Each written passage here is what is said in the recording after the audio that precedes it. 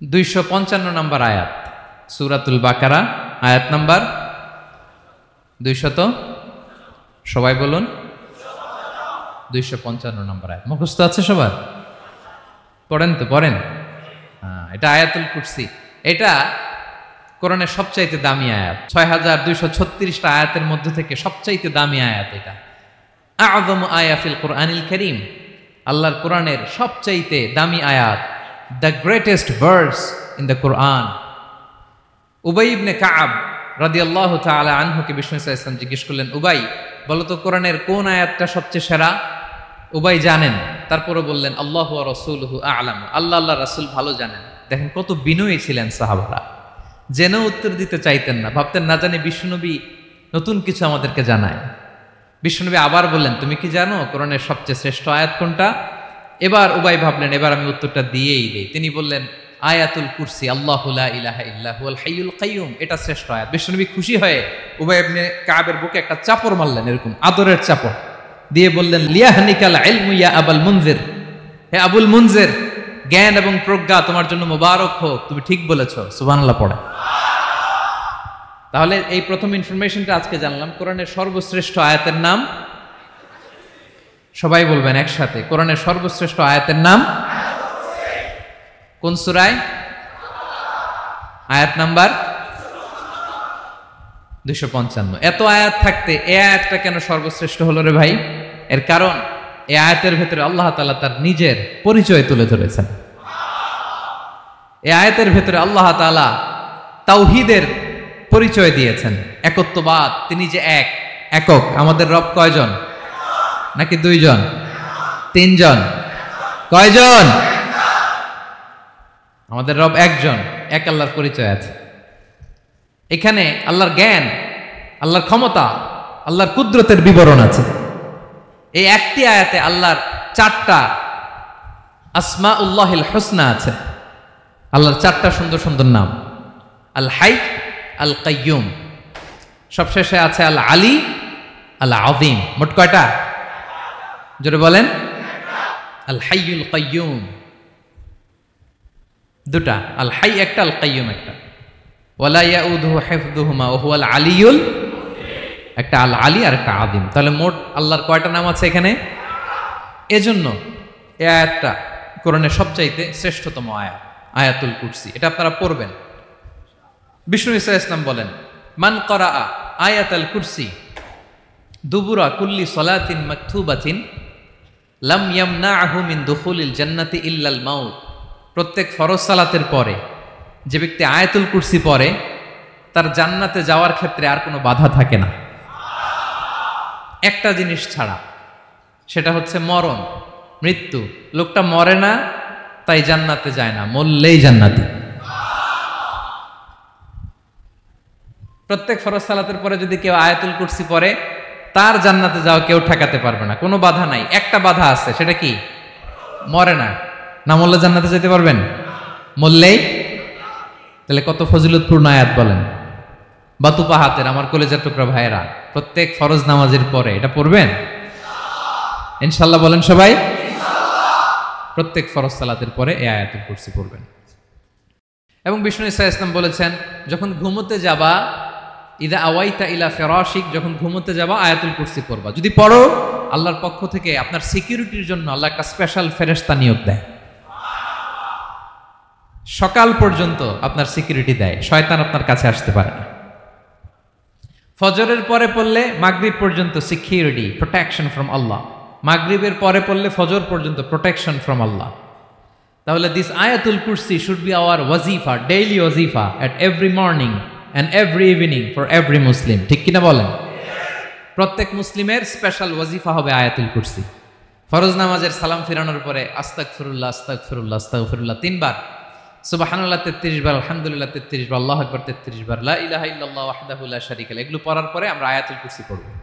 তাহলে জান্নাতে ঢোকার এন্ট্রি আমার কেউ ঠেকাতে পারবে? তাহলে পড়বেন সবাই আয়াতুল কুরসি। এই হচ্ছে আয়াতুল কুরসির ফজিলত। জাদু টোনা, বান, ব্ল্যাক ম্যাজিক, এগুলোর অনিষ্ট ক্ষতি আছে না নাই?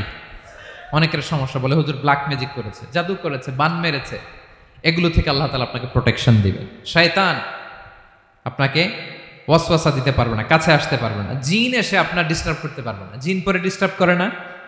হ্যাঁ, এই প্যারানর্মাল বিষয়গুলো, সুপার ন্যাচারাল যেগুলো, জিন পরি ডিস্টার্ব করে। আয়াতুল কুরসি পরে ফু দিবেন, কাছেও আসবে না। সুবহানাল্লাহ। প্রোটেকশন দিবে কে? তাহলে রামাটেক্স গ্রুপের আজকের প্রোগ্রামে আমরা সবাই একমত হলাম যে আমরা এখন থেকে ডেইলি ফরজ সালাতের পরে আয়াতুল কুরসি পড়বো, ঠিক কিনা? কিন্তু তার আগে তো নামাজটা পড়তে হবে নাকি? হ্যাঁ, 5 ওয়াক্ত সালাত জামাতের সাথে পড়বেন তো?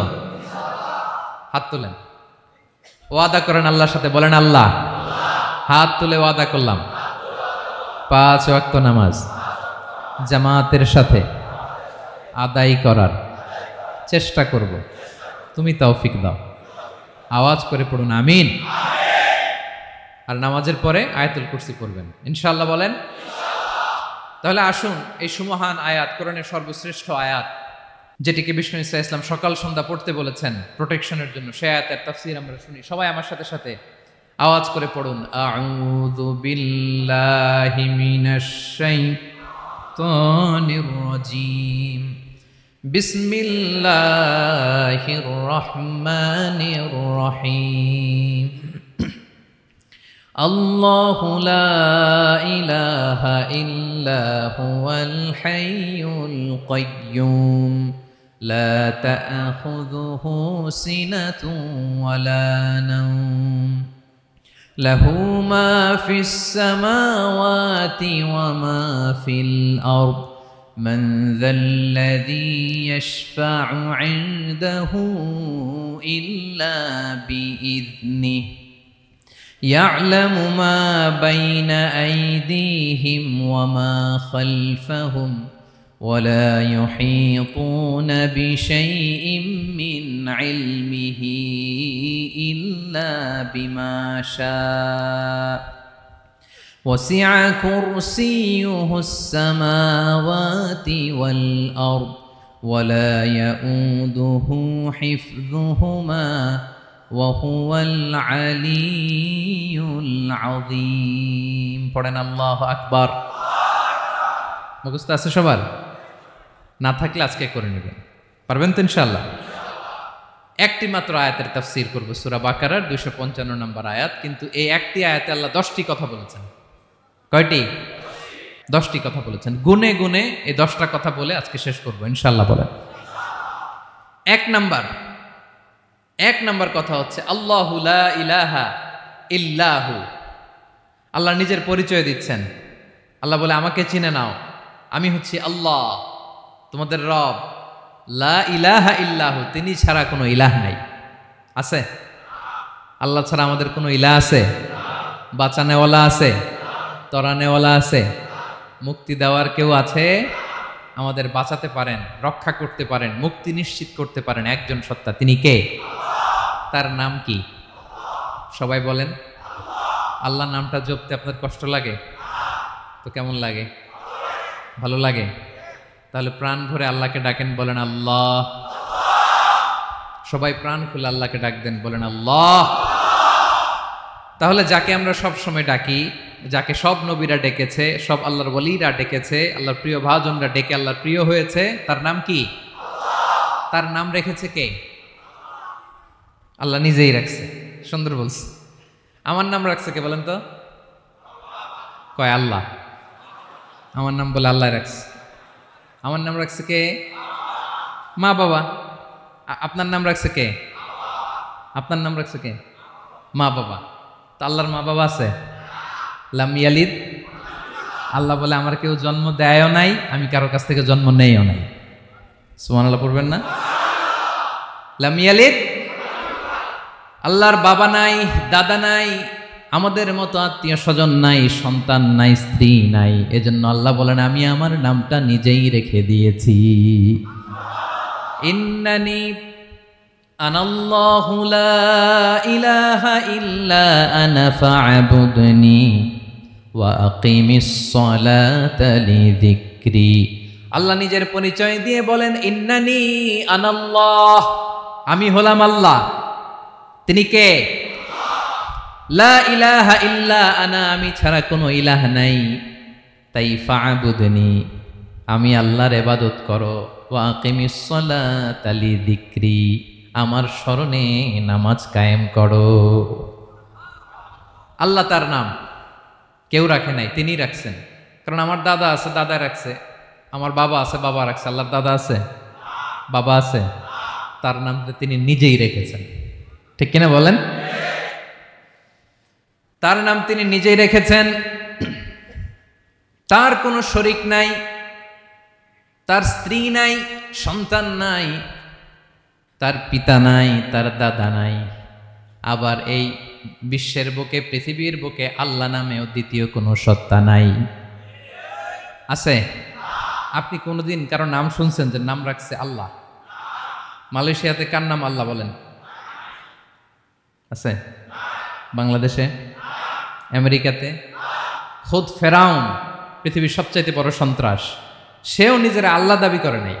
বলছে আনা রব্বুকুমুল আ'লা, ফাহাশারা ফানাদা ফাকালা আনা রব্বুকুমুল আ'লা, আমি তোমাদের বড় রব। কিন্তু সে বলে নাই আমি আল্লাহ। বলছে? কারণ এই নামটা ইউনিক, তার নামটা কেউ রাখার স্পর্ধা করে। তার নাম কি?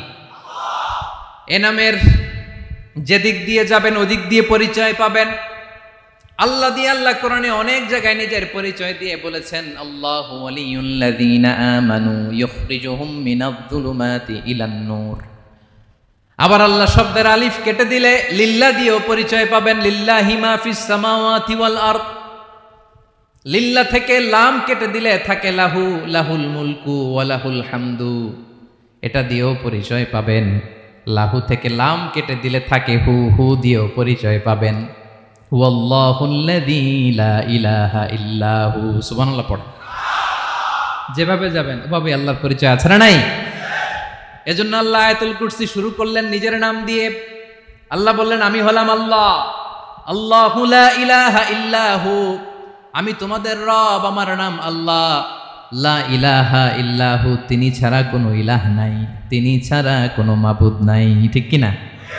সব নবীরা, ও ভাইয়েরা, সব নবীরা এই দাওয়াত দিতে পৃথিবীতে এসেছেন যে আল্লাহ ছাড়া কোনো ইলাহ নাই। সিম্পল, নবীদের কথা সিম্পল, নবীদের কথায় কোনো প্যাচগোজ নেই। ঠিক কিনা বলেন?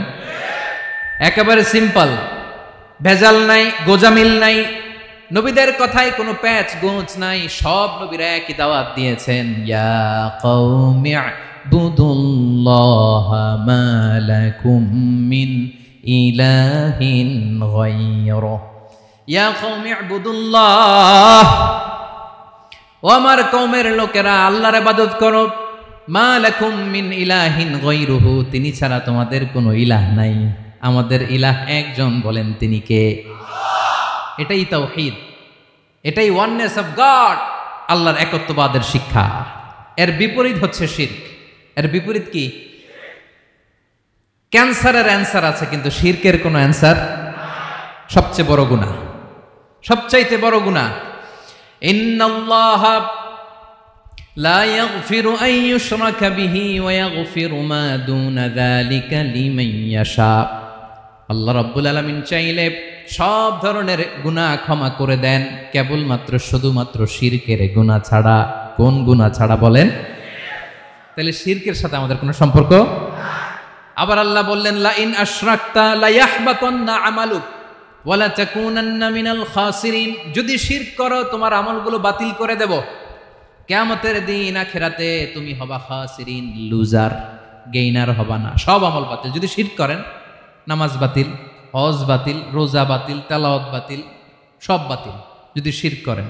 যদি মাজারে যে সেজদা দেন, যদি বাবার কাছে চান, এরকম ডাকাইতে আছে না নেই? মাজারে যে সেজদা দেয়, বাবার দরবারে যে লাফালাফি করে, নাচানাচি করে, বাবার পায়ের মধ্যে পড়ে থাকে, এরকম আছে না নাই? তোমার নামাজ বাতিল, রোজা বাতিল, সব ইবাদত বাতিল করবে কে? বাঁচাতে পারে একজন, তিনি কে? আবার বিশ্বনবী হাদিসে কুদসিতে বললেন, আল্লাহ বলেন, ইয়া ইবাদি লাউ আন্নাকুম আতাইতানি ইয়াউমাল কিয়ামাতি বিকরাবিল আরদি খাতায়া। কিয়ামতের দিন পুরো জমিন পরিমাণ গুনার বস্তা নিয়ে যদি তুমি আমি আল্লাহর দরবারে হাজির হয়ে যাও, আর ওই গুনার বস্তার মধ্যে যদি শিরকের গুনাহ না থাকে, তাহলে পুরো জমিন পরিমাণ ক্ষমার বস্তা নিয়ে আমি আল্লাহ তোমার কাছে হাজির হয়ে যাব। গুনাহ পুরো জমিন পরিমাণ গুনাহ, কিন্তু এই গুনার মধ্যে কিসের গুনাহ নাই? বলুন সবাই। তাহলে পুরো জমিন পরিমাণ ক্ষমা নিয়ে আমাদের কাছে হাজির হয়ে যাবে কে? শিরক করবেন? শিরক করলে বাঁচার উপায় আছে? বাঁচানোর মালিক কে? আওয়াজ করে বলেন। আমাদের ইলাহ কয়জন? সন্তান না হলে চাইবো কার কাছে? দারিদ্রতা আসলে ধনাঢ্যতা চাইবো কার কাছে? অসুস্থতা থাকলে সুস্থ হওয়ার জন্য হাত তুলবো কার কাছে?